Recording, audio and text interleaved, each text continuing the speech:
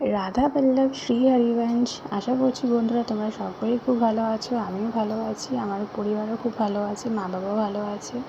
তো বন্ধুরা, তোমাদের রাধাষ্টমী পুজোর বাজার কত দূর?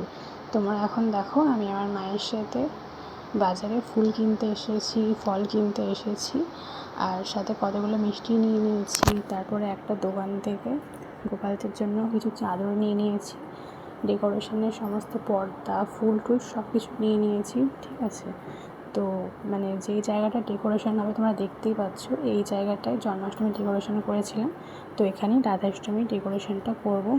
নারকেল, আপেল, কলা সমস্ত সব কিছু নিয়ে নিয়েছি, ফুল টুল সব নিয়ে নিয়েছি।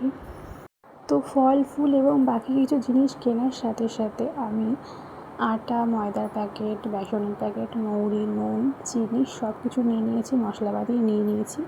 এরপর তোমরা দেখো বন্ধুরা, আমি ডেকোরেশনটা পুরো ভালোভাবে সাজিয়ে দিয়েছি রাধাষ্টমী। তা তোমাদের ডেকোরেশনটা কত দূর? তোমরা কি রাধাষ্টমী মানাচ্ছ?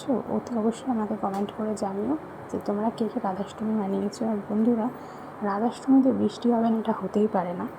তো তোমার যদি আমার এই ইউটিউব চ্যানেলে ব্লগ ভিডিওটি ভালো লেগে থাকে, অতি অবশ্যই আমার ইউটিউব চ্যানেলটি সাবস্ক্রাইব করে দিও। বাই, রাধে রাধে।